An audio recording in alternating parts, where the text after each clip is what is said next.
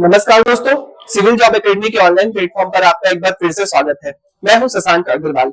हम पढ़ रहे हैं मध्य प्रदेश का इतिहास इकाई 2 प्रारंभिक परीक्षा 2025 के लिए। लास्ट लेक्चर में मैंने आपको मध्य प्रदेश इकाई 2 के संदर्भ में एक ब्रीफ जानकारी दी थी कि हम मध्य प्रदेश का इतिहास किस रूप में पढ़ेंगे। ठीक है, अगर आपने अभी लेक्चर नहीं देखा होगा तो सबसे पहले जाकर उस लेक्चर को देखिए और उसके बाद आज के लेक्चर की शुरुआत कीजिए। ठीक है, आज हम मध्य प्रदेश का इतिहास पुनः पढ़ना चालू करेंगे। जैसा कि मैंने आपको लास्ट लेक्चर में बताया था, हमारे मध्य प्रदेश के इतिहास की शुरुआत प्रागैतिहासिक काल से होती है। क्लियर? जैसे भारत का इतिहास हम पढ़ते हैं तो सिंधु घाटी की सभ्यता से शुरुआत होते हुए यह आधुनिक भारत तक आता है। किंतु अगर हम मध्य प्रदेश के इतिहास की बात करें तो मध्य प्रदेश के हमारे इतिहास की शुरुआत उसके भी पूर्व प्राग ऐतिहासिक काल से होती है, प्री हिस्टोरिक एरा से। ठीक है, तो प्री हिस्टोरिक एरा क्या होता है? देखिए, कल हमने इसके बारे में एक चर्चा की थी, आज मैं आपको इस चीज का विस्तार से अध्ययन कराता हूं। देखिए क्या होता है, इतिहास को ना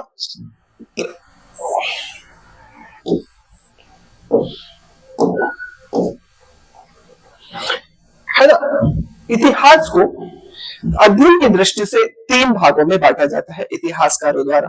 ठीक है, भारत के इतिहास के संदर्भ में इस चीज का आपने विस्तार से अध्ययन किया होगा।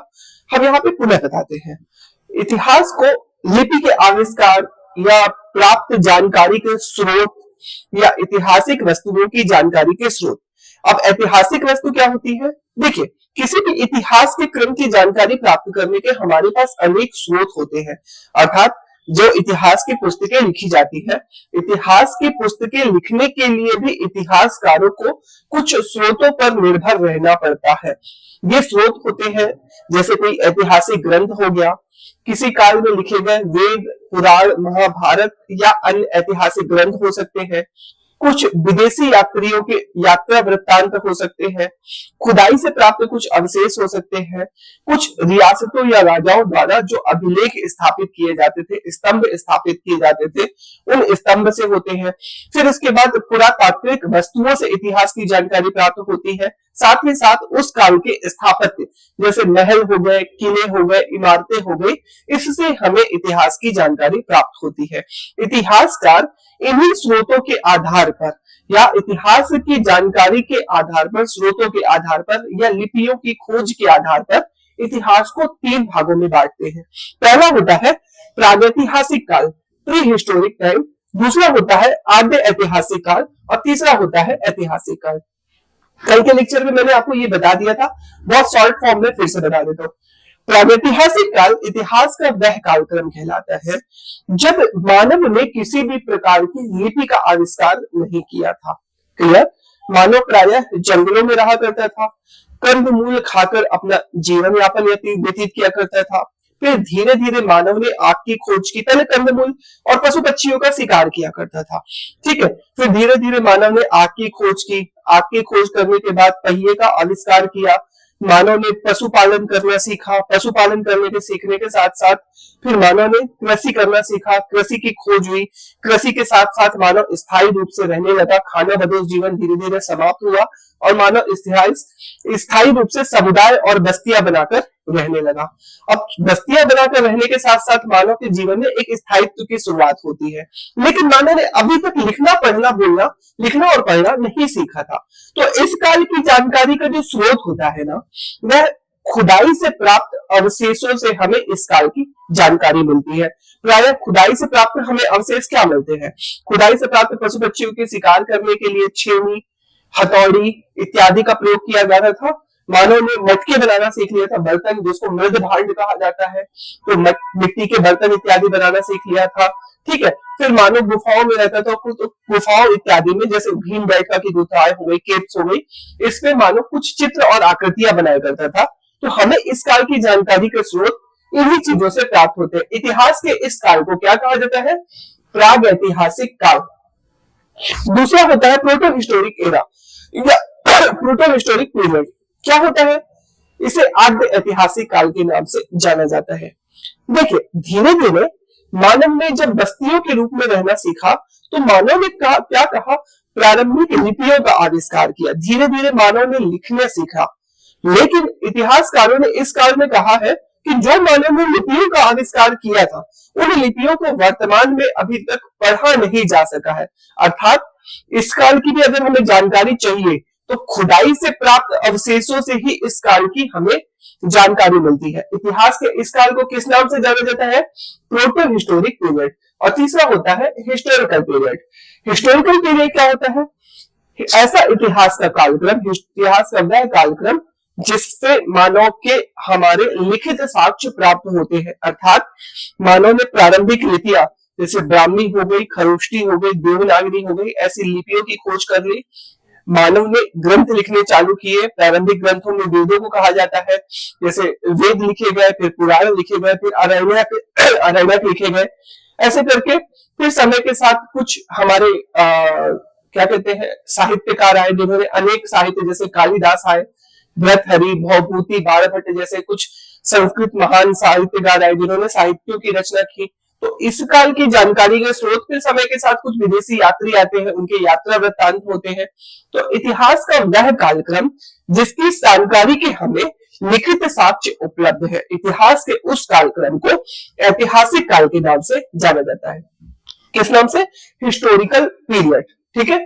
हमारे मध्य प्रदेश के इतिहास की जो शुरुआत होती है ना, वह प्रागैतिहासिक काल से होती है ना। इस काल में मध्य प्रदेश में कहा जाता है कि मध्य प्रदेश में खुदाई के दौरान, और मुख्य रूप से यह खुदाई नदियों की घाटियों में की गई। यह नदियों की घाटियों में एक घाटी थी नर्मदा की घाटी, दूसरी घाटी थी सोन नदी की घाटी, तीसरी घाटी थी चंबल नदी की घाटी, चौथी घाटी थी बेतवा नदी की घाटी, पांचवी थी केन नदी की घाटी। इन नदियों की घाटियों में खुदाई से प्राप्त हमें हजारों की संख्या में, लाखों की संख्या में अवशेष प्राप्त हुए हैं। और इस अवशेषों के आधार पर इतिहासकारों का मानना है कि हमारा मध्य प्रदेश प्राचीन मानव की, या जो वर्तमान में आधुनिक मानव हमें जो दिख रहा है, इस मानव की जो जन्म स्थली था वह हमारा मध्य प्रदेश था। क्लियर? तो हम मध्य प्रदेश के संदर्भ में सबसे पहले पढ़ेंगे प्रागैतिहासिक काल, फिर मध्य प्रदेश के संदर्भ में हम पढ़ेंगे आद्य ऐतिहासिक काल, और फिर हम पढ़ेंगे मध्य प्रदेश के ऐतिहासिक काल की शुरुआत, जो मध्य प्रदेश में उत्तर वैदिक काल से चालू होते हुए 1947 और 1956 में मध्य प्रदेश के गठन तक आती है कहानी। क्लियर? प्रागैतिहासिक काल का विवरण इसको मैंने आपको बता दिया। क्या है? यह वह काल जब लिपि और लेखन कला का विकास नहीं हुआ था। सिंपल सा है। अतः इस समय की जानकारी हमें पुरातात्विक साक्ष्य, जो भी हमें खुदाई से प्राप्त अवशेष होते हैं, आर्कियोलॉजिकल सर्वे होते हैं, उसमें हमें जो भी सर्वे से जो भी हमें प्रोडक्ट मिलते हैं, उत्पाद मिलते हैं, उससे हमें इस काल की जानकारी मिलती है। इसे पाषाण युग या प्रस्तर युग भी कहा जाता है ना। कहने का मतलब सिंपल सा होता है, क्योंकि ये पत्थरों का युग था, क्योंकि मानव ने पत्थरों की कई प्रकार के औजारों का निर्माण किया। प्रागैतिहासिक काल की जानकारी डॉक्टर प्राइमरोज, है ना, प्राइमरोज को माना जाता है ना, जनक मतलब डॉक्टर प्राइमरोज ये इतिहासकार थे, है ना। ये प्रागैतिहासिक काल के पिता कहा जाता है, क्योंकि इन्होंने सबसे पहली बार इस प्रकार के इतिहास के विषय में बताना सीखा। प्रागैतिहासिक काल इन 10 के अनुसार संपूर्ण मध्य प्रदेश के विभिन्न स्थानों से प्राप्त होते हैं, जैसे भीमगढ़ हो गए, आदमगढ़ हो गए, खेड़ी नामा हो गए। ठीक है। अब हम आते हैं मध्य प्रदेश में। अच्छा, एक और काज बता देता हूँ। प्रागैतिहासिक काल को अगर पुनः बांटना है तो 5 अलग अलग कालों में बांटा जा सकता है। प्रागैतिहासिक काल पहला होता है पुरा पाषाण काल, दूसरा होता है मध्य पाषाण काल, तीसरा होता है नव पाषाण काल, चौथा होता है ताम्र पाषाण काल, और पांचवा होता है महापाषाण काल। ठीक है। इस पूरे काल को आप स्टोन एज या पाषाण काल के नाम से भी जान सकते हो। पाषाण काल, स्टोन एज।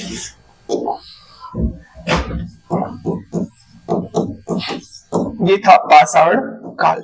अब स्टोन एज भी ना कई कालों में बांटी जा सकती है, 5। कुछ नहीं है, सिंपल सा समझिए। ये डेवलपमेंट का एक क्रम है, विकास का एक क्रम है। सबसे पहले क्या हुआ? मानव ने सबसे पहले, प्रारंभिक मानव के अगर आपको साक्ष्य मिलेंगे तो मानव पूर्णतः खानाबदोश जीवन जी रहा था। क्लियर? अर्थात जंगलों में रहता था, जंगली कंदमूल और पशु पक्षियों का शिकार करके अपना जीवन यापन करता था। मान के चलो जिस पहले आधुनिक मानव ने आज से माना जाता है लगभग 10 लाख वर्ष पूर्व जन्म लिया। ठीक है। 10 लाख वर्ष पूर्व से लेकर, है ना, हमें कहा जाता है कि लगभग 10,000 पूर्व वर्ष तक का इतिहास जो है, 10 लाख पूर्व वर्ष से लेकर 10,000 वर्ष पूर्व है ना, या 10 लाख वर्ष पूर्व बीसी से लेकर 10,000 वर्ष पूर्व बीसी, इस काल में हमें खुदाई से जो प्राप्त अवशेष होते हैं ना, उसमें अगर ध्यान से देखेंगे तो जो पत्थर मिलते हैं वह पतले या छोटे या नुकीले औजार नहीं मिलते, अपितु इसकी तुलना में मानव बड़े बड़े पत्थरों से पशु पक्षियों का शिकार किया करता था, अर्थात मानव में प्रायः आदि मानव के रूप में जीवन व्यतीत किया करता था। तो जो भी हमें इस काल के अवशेष प्राप्त होंगे वह बड़े बड़े अवशेष प्राप्त होंगे, जैसे बड़ा सा हस्त कुठार, बड़ा सा गोल पत्थर, कोई बड़ा सा ऐसे शिकार के लिए बनाया गया यंत्र, और गुफाओं में इसी प्रकार के भित्ति चित्र। तो इस प्रकार के इतिहास को क्या कहा जाता है? पूरा पाषाण। पाषाण काल में भी पहले का सबसे पहला, फिर इसके बाद आता है मध्य पाषाण। धीरे धीरे मानव विकसित हुआ, विकसित होने के साथ साथ मानव ने क्या करा, धीरे धीरे अब हथियारों का विकास किया, मानव थोड़ा सा समझदारी आई मानव के अंदर, मानव ने बड़े हथियारों के स्थान पर छोटे छोटे हथियारों का प्रयोग प्रारंभ कर दिया। छोटे छोटे हथियार अर्थात नुकीले और छोटे हथियारों का, है ना। अब मानव शिकार के लिए सामूहिक रूप से एक छोटे छोटे हथियार बनाया करता था। तो पतले और छोटे हस्त कुठार हमें जिस काल में मिलते हैं वह मध्य पाषाण काल है। नव पाषाण काल क्या, तीसरा स्टेप आता है। धीरे धीरे कहा जाता है कि मध्य पाषाण काल के अंत में मानव ने आग पर नियंत्रण करना स्थापित कर लिया था। कंट्रोल रूप में वह आग भी जला सकता था और आग जलाने के साथ आग में भोजनों को पकाकर भी खा सकता था। एक इतिहासकार, कुछ इतिहासकारों का यह मानना है कि पहिए का आविष्कार भी मध्य पाषाण काल के अंत में होता है। जब मानव ने आग की खोज कर ली, साथ ही साथ आग पर नियंत्रण, पहिए की भी आविष्कार कर लिया, अब मानव एक तीसरे युग में प्रवेश करता है। अब मानव पका हुआ भोजन खाने लगा, मानव के द्वारा पका हुआ भोजन खाया जाने लगा। पके हुए भोजन के साथ हथियार जो है और छोटे और नुकीले होते चले गए। मानव ने, कहा जाता है कि इस नव पाषाण काल में पहली बार मानव ने साथ ही साथ कृषि की भी खोज कर ली थी, अर्थात खेती करना भी सीख लिया था, और साथ ही साथ पहली बार मानव ने पशुपालन करना सीख लिया था। क्लियर? तो इतिहास के इस काल को नियोलिथिक पीरियड के नाम से जाना गया, नव पाषाण काल के नाम से जाना गया। मिडिल स्टोन एज तो समझ गए, मध्य पाषाण, नियोलिथिक पीरियड है ना। अब नव पाषाण काल में भी आगे अगर हम बढ़ते हैं तो इसके अंतिम समय में मानव ने ना पहली बार ताम्र धातुओं की खोज कर ली। मानव द्वारा खोजी गई पहली धातु तांबा थी। क्लियर? अब मानव अब हथियार बनाने के लिए पत्थरों के साथ साथ अब तांबे का भी उपयोग करने लगा, है ना। अर्थात तांबा भी था, कॉपर भी था और स्टोन भी था, पत्थर भी था।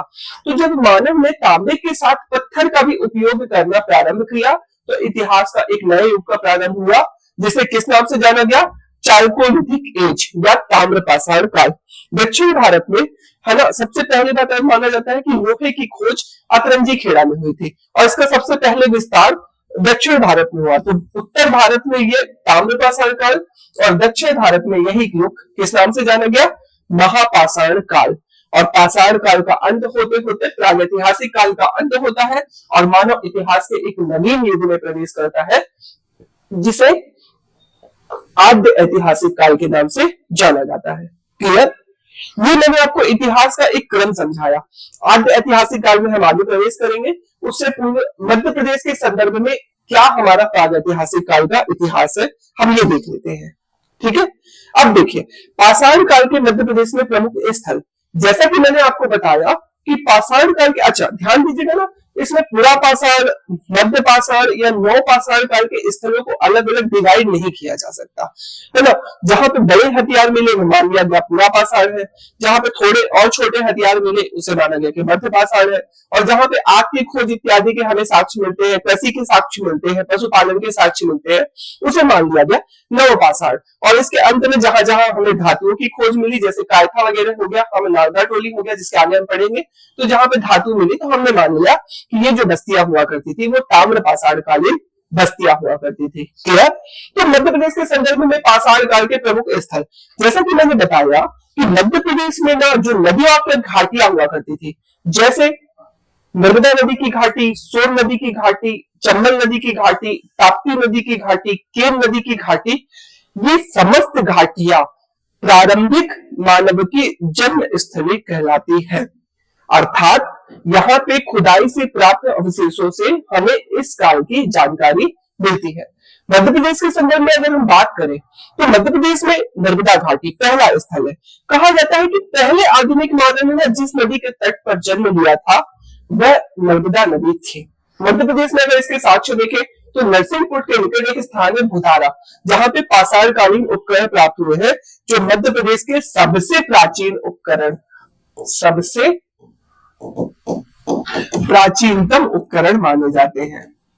क्लियर? तो सबसे प्राचीनतम उपकरण कहां पे थे? तो नरसिंहपुर के पास एक स्थल है जिसका नाम है भूतारा।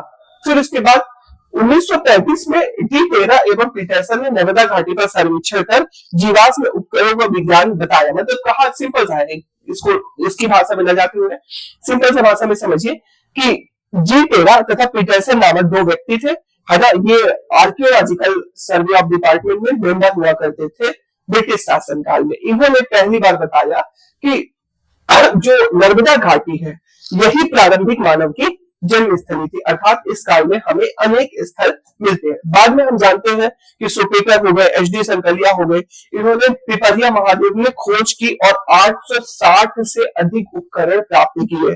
तो पिपरिया महादेव कहाँ पे है? तो पिपरिया महादेव जो है आपके जबलपुर के निकट है, जबलपुर के भेड़ाघाट है, और यहाँ पे आपको हजारों की संख्या में लगभग कहा जाता है कि 860 ऐसे उपकरण प्राप्त हुए, जिससे ज्ञात होता है कि जो प्राचीनतम मानव है वह हमारे नर्मदा घाटी में रहा करता था। परीक्षा के दृष्टिकोण से आपको क्या याद रखना है? सिर्फ इन स्थलों के नाम। मध्य प्रदेश में कौन कौन से है प्राचीन कालीन स्थल? तो पहला है नरसिंहपुर का भूतारा, जहां पे एक लाइन में आप लिखो, जैसे आप सिंधु घाटी पढ़ते हो ना, नरसिंहपुर का भूतारा, जहां पे सबसे प्राचीनतम साक्ष्य हमें प्राप्त हुए हैं। फिर दूसरे नंबर पे है महादेव पिपरिया, जहां पे हमें 860 उपकरण प्राप्त हुए हैं। ठीक है, फिर आगे की कहानी, और मेतनखेड़ी में मानव के जीवाश्म और प्रबंडिका के टुकड़े, फिर हथनौरा सीहोर में मानव के प्राचीनतम साक्ष्य मिले हैं और डॉक्टर अरुण सोनकिया ने इसकी खोज की, है ना। ठीक है, तो यही है जैसे 5 दिसंबर 1982 में की। फिर उसके बाद आगे की स्थल हम देखें तो नर्मदा घाटी के बाद चंबल घाटी आती है। चंबल घाटी में खोज करने का जो श्रेय जाता है अरुण सोनकिया, ध्यान दीजिएगा, नर्मदा घाटी से संबंधित है ना। और बीबी लाल जो थे वो संबंधित थे चंबल घाटी से। बीबी लाल द्वारा ग्वालियर क्षेत्र में पुरा पाषाणकालीन औजारों की अनेक औजारों की खोज की गई। फिर दूसरे नंबर पे कौन है? एमपी खत्री ने शिमला नदी क्षेत्र में सर्वेक्षण किया और इसके साथ ही उन्होंने क्या किया? तो राम घाट तथा शमशान घाट नामक दो महत्वपूर्ण क्षेत्रों की खोज की, जहां पूरा पाषाणकालीन उपकरण मिले हैं। चंबल घाटी के निचले क्षेत्र में एसके श्रीवास्तव तथा पूर्व मध्य क्षेत्र में पूरा पाषाणकालीन उपकरण मिले हैं। सिंपल, आपको कौन से उपकरण मिले मैंने लिखा भी नहीं, बस आपको इतिहास या पुरातत्वविदों का नाम याद रखना है। तो अनेक पुरातत्वविदों द्वारा ये खोज की गई, जैसे बीबी लाल द्वारा खोज की गई, है ना, ग्वालियर संबल क्षेत्र में। फिर उसके बाद एमपी खत्री द्वारा शिमला नदी क्षेत्र में, एसके श्रीवास्तव द्वारा जो खोज की गई निचले चंबल घाटी क्षेत्र में। क्लियर? फिर उसके बाद सोन घाटी में, तो सोन घाटी में खोज करने का जो श्रेय जाता है वो जाता है निसार अहमद को। यहाँ पे 35 स्थानों पर पूरा पाषाणकालीन अवशेष प्राप्त हुए हैं। फिर सीधी जिले में बागोर, घाघरिया, नक्सर, खुर्द, पट्टरा और सोहागल में उत्खनन किया गया। फिर सोन घाटी में औजारों की तिथि लगभग मानी जाती है कि आज से लगभग इकाई दहाई सैकड़ा हजार 10,000 लाख 3,90,000 वर्ष पूर्व की निकाली गई है। क्लियर? तो बस आपको स्थलों के नाम और इसके खोजकर्ता। ठीक है, चौथे नंबर पे बेतवा घाटी। बेतवा घाटी पर खोज करने का श्रेय वाकड़कर साहब को जाता है ना, जहां पे भीम बैठका में वयस्क होमोसेपियंस, आप जानते हो वीएस वाकड़कर भीम बैठका की गुफा है उबैदुल्लाह वैदी राय से ना, वही बेतवा नदी के तट पर आती है। यहाँ पे खोज करने का श्रेय किसको जाता है? तो वीएस वाकड़कर को। एक सालासरा की दीवारों पर ठीक ठाक देखकर लगता है कि यह होमोसेपियंस प्रजातियों के सदस्यों द्वारा रचित है। फिर शहजाद नदी, बयाना नाला, छतरपुर लाल मंदिर, कटोरा में पूरा पाषाणकालीन अनेक उपकरण हमें मिले हैं। क्लियर? That's it. आपको इस काल में अगर आपको याद करना है तो सिर्फ पुरातत्वविदों के नाम, परीक्षा के दृष्टिकोण से, है ना, सिर्फ कॉन्सेप्ट बनाना है कि इस चीज की जानकारी हमें कैसा, ये युग कैसा था, कॉन्सेप्ट में आपको समझ में आ रहा होगा कि सिंपल सा है, यह जो स्थल है वह पाषाण कालीन स्थल है, या इसको हम प्रागैतिहासिक कालीन स्थलों के रूप में वर्णित कर सकते हैं। प्रागैतिहासिक काल क्या होता है? तो इतिहास का वह कालक्रम जिसकी हमें जानकारी इस काल में प्राप्त खुदाई से अवशेषों से होती है। क्लियर? किसी भी प्रकार की लिपि नहीं थी। मध्य प्रदेश में नर्मदा घाटी, चंबल घाटी, बेतवा घाटी और सोन घाटी में इस प्रकार के स्थल मिले हैं। अलग अलग स्थानों पे खोजकर्ता कौन कौन से हैं हमारे, तो आप नाम बस एक याद कर लीजिएगा, ठीक है। नर्मदा घाटी पर खोज करने का श्रेय अरुण सोनकिया को जाता है। क्लियर? किनको जाता है? अरुण सोनकिया। और इसके अतिरिक्त टी टेरा पीटरसन ने की थी, और साथ ही साथ एच.डी. सांकलिया और एस.पी. सुपेकर। क्लियर? 3 व्यक्ति, एच.डी. सुपेकर, है ना, सांकलिया साहब, एच.डी. सांकलिया, एस.सी. सुपेकर, और तीसरे नंबर पे अरुण सोनकिया। ठीक है। फिर उसके बाद चंबल घाटी में खोज करने का श्रेय किसे जाता है? बी.बी. लाल को। चंबल घाटी में किसने? बी.बी. लाल। और फिर उसके बाद दूसरे नंबर पे एस.के. श्रीवास्तव। सभी जगह पे क्या प्राप्त हुआ है? सिर्फ पुरातात्विक अवशेष। कितने हुए ये आपको जानने की आवश्यकता नहीं है। क्लियर? फिर उसके बाद तीसरा सोन घाटी, निसार अहमद, ये नाम याद रखिएगा। सोन घाटी पे खोज करने का श्रेय किसे जाता है? तो निसार अहमद को जाता है। वही पूरा पाषाण कालीन हमें अवशेष मिले हैं। फिर उसके बाद हम आते हैं बेतवा घाटी। बेतवा घाटी के फेमस, आप इनको तो जानते ही हो, वाकरकर साहब, जिन्होंने भीमबेटका की गुफाओं की खोज की। क्लियर? इसके बाद लास्ट लिस्ट में आपको एक लिस्ट है, कौन कौन से ऐसे स्थल है, सिर्फ नाम और उसके जिले पढ़ना है। कौन कौन से नाम है? जैसे पहला भीमबेटका, आप जानते हो भीमबेटका उबैदुल्लागंज रायसेन में है। किसके द्वारा खोज की गई? तो आपके सिंपल सा है, आपके वी.एस. वाकड़कर के द्वारा। आजमगढ़ होशंगाबाद में है। फिर तीसरे नंबर पे हथनौरा सीहोर में है। खलघाट धार में है। मानो भांजा सहलासर पचमढ़ी, कसरावत खरगोन, फिर हटा दमोह जिले में, केथर रीवा जिले में। ये समस्त स्थल जो है ये पाषाण कालीन मध्य प्रदेश के स्थल है। क्लियर? पाषाण कालीन। अच्छा, कुछ पुस्तकों में अगर आप देखोगे तो इसको पूरा पाषाण काल, मध्य पाषाण काल और नव पाषाण काल के रूप में डिवाइड करके बताया गया है, जिसकी आपको पढ़ने की बिल्कुल आवश्यकता नहीं है। मैं पूरे विश्वास के साथ बताता हूँ, इसको पूरा पाषाण, मध्य पाषाण या नव पाषाण काल के रूप में नहीं बांटेंगे। आप सिर्फ पाषाण काल के स्थल के रूप में इसको रखेंगे। ताम्र पाषाण काल इसको मैंने अलग कर दिया है पूरा तरह से। ठीक है, तो क्या होगा? स्थलों के नाम भीमबेटका रायसेन, आदमगढ़ होशंगाबाद, हथनौरा सीहोर, खलघाट धार, मामा भांजा सहलासर पचमढ़ी। क्लियर? फिर उसके बाद कसरावत खरगोन, हटा दमोह केथर रीवा। मैं 2 बार रिपीट कर रहा हूं, एक बार और रिपीट कर रहा हूं, आप इसको याद कर लीजिए। भीमबेटका रायसेन, ठीक है, आदमगढ़ होशंगाबाद, हथनौरा सीहोर, खलघाट धार, मामा भांजा सहलासर पचमढ़ी, कसरावत खरगोन, हटा दमोह केथर रीवा। क्लियर? ये है मध्य प्रदेश में पुरातात्विक स्थल, पाषाणकालीन स्थल। क्लियर?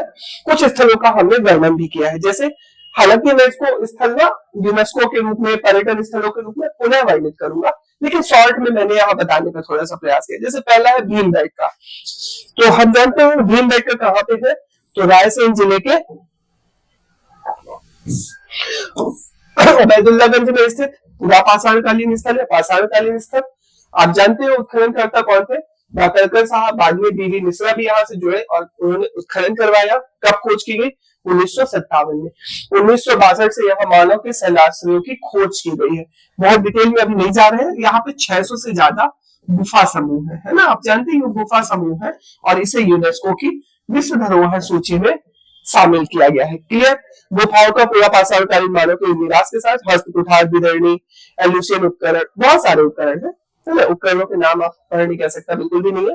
तो यहाँ पे आपको कई सारे पूरा पाषाणकालीन उपकरण हमें देखने को मिलते हैं। हालांकि ना इसको कहा जाता है पूरा पाषाणकाल, लेकिन पूरा पाषाणकाल से नव पाषाणकाल, तीनों ही प्रकार के यहाँ पे वस्तुएं हमें देखने को मिली है। दूसरा है आदमगढ़।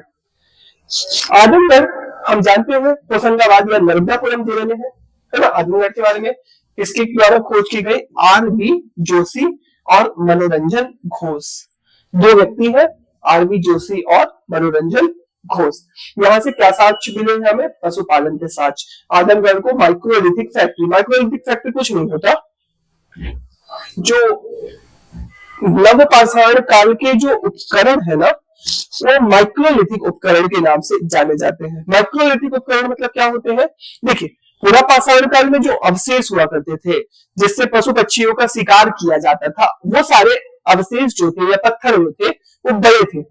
मध्य पाषाण काल आते आते उनकी संख्या छोटे। नव पाषाण काल में पतली पतली चक्कुएं, है ना, पत्थर की बनी चक्कुएं थी, और तो इस प्रकार के जो अवशेष थे ना, जो पत्थरों से बनाए जाते थे, जिससे पशु पक्षियों का शिकार किया जाता था, ऐसे अवशेषों को ही माइक्रोलिथिक अवशेष कहा जाता था, है ना, माइक्रोलिथिक। और ये आदमगढ़ है ना, ये माइक्रोलिथिक फैक्ट्री है, मतलब इतने अवशेष मिले हैं यहाँ से, तो इसकी गिनती भी की गई है, मतलब हजारों की संख्या में अवशेष है यहाँ पे, तो इसको माइक्रोलिथिक फैक्ट्री हम कहते हैं। क्लियर?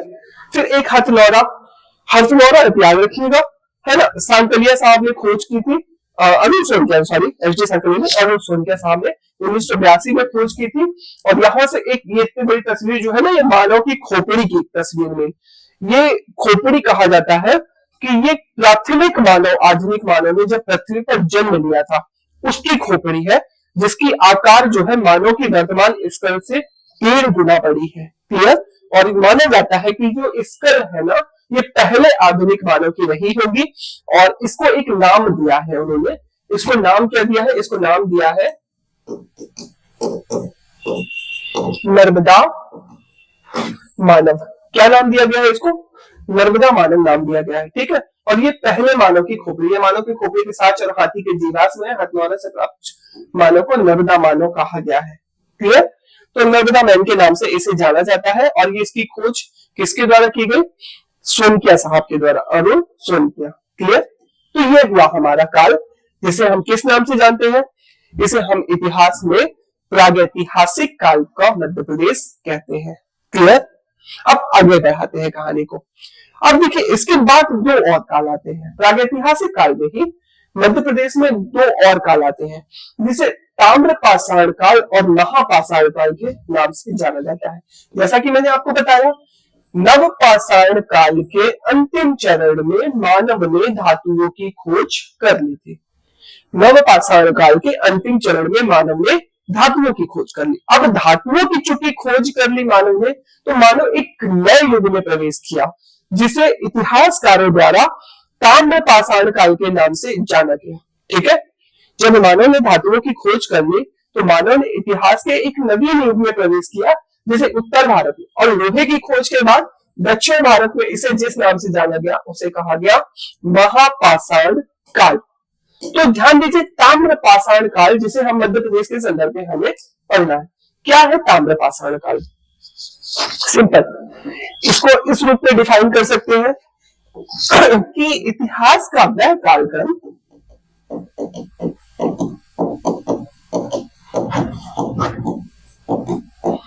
जिसमें मानव द्वारा तांबे की खोज की गई। तांबे की खोज की गई। क्लियर? अब तांबे की चूंकि खोज की गई, तो मानव जीवन में क्या परिवर्तन आए? मानव द्वारा हथियार बनाए जाने लगे तांबे से। हथियार, औजार, जो औजार थे, है ना, फिर बर्तन, बर्तन के बाद खिलौने, है ना, आभूषण, कई सारी चीजों की मानव द्वारा खोज की जाने लगी। क्लियर? तो ये सारी चीजें अगर आपको कहीं से मिल सकते हैं, तांबे के, मुख्य रूप से किस धातु की? कॉपर की, तांबे की, तो इस युग को इतिहास में चाल्कोलिथिक पीरियड के नाम से जाना जाता है। चाल्कोलिथिक अर्थात ताम्रपाषाण कालीन काल। अब हम मध्य प्रदेश में जब बात करते हैं मध्य प्रदेश के इतिहास की, तो इसकी शुरुआत सिर्फ पाषाण काल से होते हुए ताम्रपाषाण काल तक आती है। अर्थात हमारे मध्य प्रदेश में हजारों की संख्या में ऐसे औजार, आभूषण, बर्तन और अनेक ऐसी वस्तुएं मिले हैं जिससे जाना जाता है कि इस काल में भी मानव में कई बस्तियां हुआ करती थी हमारे मध्य प्रदेश में। क्लियर? इन बस्तियों की अगर हम संख्या देखें तो जैसे पहली बस्ती थी काठा, ये मध्य प्रदेश में ताम्र कालीन बस्ती थी, उज्जैन जिले में स्थित है। तो आपको यहाँ पे ना परीक्षा की दृष्टिकोण से सिर्फ नाम याद करना है कि ताम्र कालीन बस्तियां मध्य प्रदेश में कौन कौन सी है। तो पहली बस्ती है काठा, काठा कहाँ पे है? उज्जैन में। दूसरा नावदा टोली, नावदा टोली कहाँ पे है? तो नावदा टोली है मध्य प्रदेश में खरगोन जिले में। क्लियर? तीसरे नंबर पे है डांगवाला, डांगवाला कहाँ पे है? तो डांगवाला है मध्य प्रदेश में उज्जैन जिले में। क्लियर? फिर चौथा एरन, एरन के बारे में मैं आपको बताऊं, ताम्रपाषाण काल से लेकर गुप्त काल तक के सारे अवशेष मिलते हैं, है ना। यहीं पे आपको अभिलेख भी मिलेगी आगे भानुगुप्त के, जो सती प्रथा के पहले साक्ष्य माने जाते हैं। तो एरन कहाँ पे है? सागर जिले में। आगरा कहाँ पे है? मंदसौर जिले में। खेड़ीनामा कहाँ पे है? होशंगाबाद जिले में। नागदा उज्जैन में, नागदा डबल से लिख दिएगा, नहीं लिखा, नागदा उज्जैन में। बेसनगर विदिशा में। तो ये मध्य प्रदेश में सारी की सारी कौन सी बस्तियां हैं? ताम्रपाषाण कालीन बस्तियां। काठा, उज्जैन, नागदा टोली, खरगोन, डांगवाला कहाँ पे? उज्जैन में। एरन, सागर, खेड़ीनामा, होशंगाबाद, नागदा, उज्जैन, बेसनगर, विदिशा, ये सारी की सारी बस्तियां मध्य प्रदेश में ताम्रपाषाण कालीन है। इसको एक दो बार पढ़ लीजिएगा, आपको याद रहेगा। काठा कहाँ पे? उज्जैन, नागदा टोली, खरगोन, ये सारी की सारी पहले तो आप याद करिए ताम्रपाषाण कालीन बस्तियां। क्लियर? फिर उसके बाद नागदा टोली, खरगोन। अच्छा, एक वर्ड आपसे ध्यान दीजिए, मैं आपको बस्तियां क्यों कह रहा हूं इसको बस्तियां, क्योंकि मैंने आपको बताया कि नवपाषाण काल में मानव ने खेती की खोज कर ली थी। अब जब मानव ने खेती की खोज कर ली, खेती करना सीख लिया, तो मानव खेती करने के लिए स्थायी रूप से रहने लगा, एक निश्चित स्थान पर निवास करने लगा। अब जो भूमि का महत्व तो धीरे धीरे मानव के जीवन में बढ़ना चालू हो गया। अब स्थायी रूप में पशुपालन करने लगा, स्थायी रूप में निवास करने लगा। अतः हमें इस काल की जो जानकारी मिलती है वह एक बस्तियों के रूप में मिलती है ना। मतलब कई सारे समूहों के रूप में हमें औजार मिलते हैं, जिससे किसी एक व्यक्ति को नहीं माना जा सकता कि एक व्यक्ति ने बनाए होंगे, अर्थात ये कंप्लीट एक बस्तियां हमें देखने को मिलती है। कुछ बस्तियों का हम वर्णन कर लेते हैं। जैसे पहला है नागदा, तो नागदा कहाँ पे है? तो नागदा तराना तहसील में, उज्जैन जिले के तराना तहसील में काली सिंधु नदी के किनारे स्थित एक ताम्रपाषाण कालीन बस्ती है ना। एग्जैक्ट इसकी तस्वीर ऐसे कुछ आती नहीं है, इसकी खोज वाकलकर साहब ने की थी। इसे मध्य प्रदेश की पहली ताम्रपाषाण कालीन बस्ती माना जाता है। दो चीजें आप याद रखेंगे, एक भूतरा, भूतरा ये पहली क्या थी? प्रथम भूतरा क्या थी?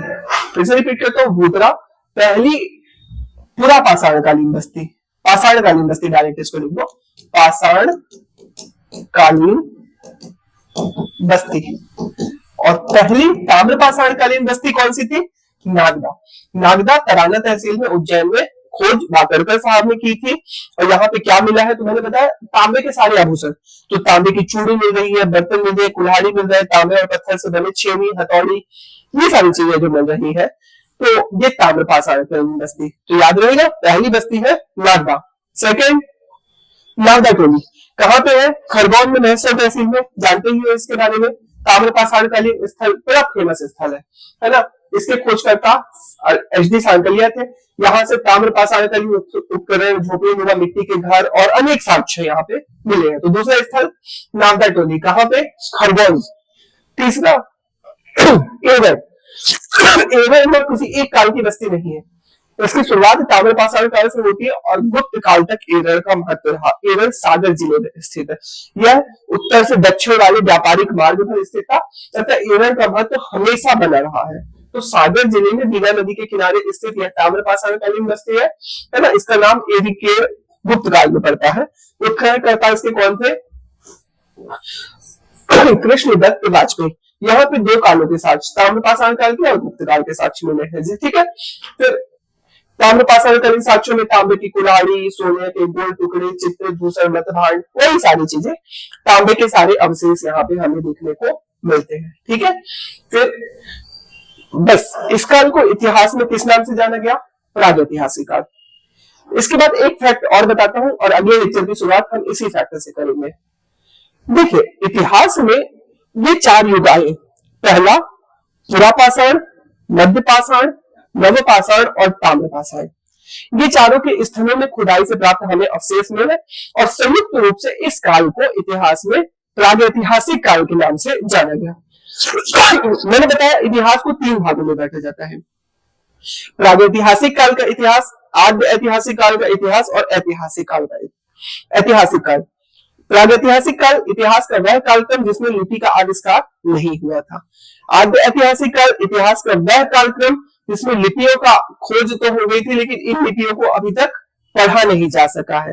देखिए आद्य ऐतिहासिक काल में अगर हम बात करें ना तो मूल रूप से 2 स्थल आते हैं।